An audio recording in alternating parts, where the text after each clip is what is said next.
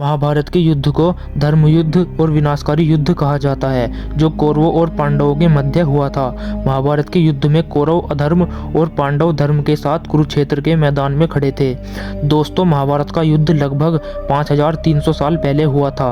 महाभारत युद्ध के बहुत सारे प्रमाण हमें आज भी मिलते हैं। समय के साथ जंगों के नाम बदल गए हैं, लेकिन आज भी उन जंगों पर महाभारत की घटनाओं के प्रमाण मिल जाते हैं। कुछ इतिहासकारों ने तो इसे काल्पनिक भी बता दिया है, लेकिन आज भी बहुत सारे महाभारत कालीन प्रमाण मिलते हैं जो इसे वास्तविक प्रमाणित करते हैं। दोस्तों, महाभारत का युद्ध दुनिया के इतिहास में सबसे भयंकर युद्धों में से एक है। महाभारत युद्ध समाप्त होने के बाद सिर्फ 18 योद्धा ही जीवित बचे थे, जिनमें से 3 योद्धा कौरवों की तरफ से थे और 15 योद्धा पांडवों की ओर से थे।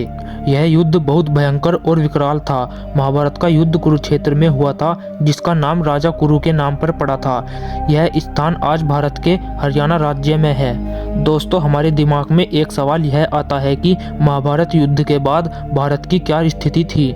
दोस्तों, महाभारत युद्ध की बात तो सभी करते हैं, लेकिन इस युद्ध के परिणामों की चर्चा बहुत कम होती है। तो चलिए जानते हैं। दोस्तों, भगवान श्री कृष्ण की एक असोहिनी नारायणी सेना मिलाकर कौरवों के पास 11 असोहिनी सेना थी और पांडवों के पास 7 असोहिनी सेना थी।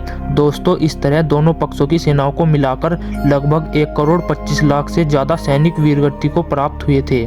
कुरुक्षेत्र के करीब 40 किलोमीटर के एरिया में लड़ा गया ये युद्ध लगभग 18 दिनों तक चला था। इस युद्ध में स्वयं भगवान कृष्ण भी शामिल थे, लेकिन उन्होंने शस्त्र न उठाने का प्रण लिया था, इसलिए भगवान कृष्ण अर्जुन के रथ के सारथी बने। महाभारत युद्ध के दौरान ऐसा कोई राजा नहीं बचा था जो इस भीषण युद्ध का हिस्सा न बना हो। महाभारत युद्ध को लेकर कहा जाता है कि यहाँ इतना खून बहा था कि आज भी कुरुक्षेत्र की मिट्टी लाल है। दोस्तों, महाभारत को हम सही मायने में विश्व का प्रथम विश्व युद्ध भी कहते हैं। कुरुक्षेत्र में इतनी बड़ी संख्या में योद्धाओं की वीरगति से लाखों महिलाएं विधवा हो गई थी। क्या आप जानते हैं कि महाभारत के युद्ध के बाद इन विधवा महिलाओं का क्या हुआ था? इन विधवाओं के उद्धार की कहानी महाभारत ग्रंथ के आश्रमवासी पर्व के 33वें अध्याय में दी गई है। इस अध्याय में बताया गया है कि कैसे ये महिलाएं मोक्ष पाकर परलोक चली गई थी।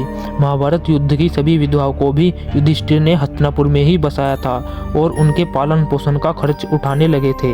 ये विधवाएं अपने पतियों की मौत से दुखी थी, लेकिन राजा से ये बिल्कुल नहीं कहती थी। दोस्तों, महाभारत का युद्ध ऐसे बहुत रहस्यमयी बातों को समेटे हुए है। तो चलिए आज की इस वीडियो में बस इतना ही। फिर मिलते हैं ऐसी ही अगली रहस्यमयी वीडियो के साथ। तब तक के लिए नमस्कार, धन्यवाद।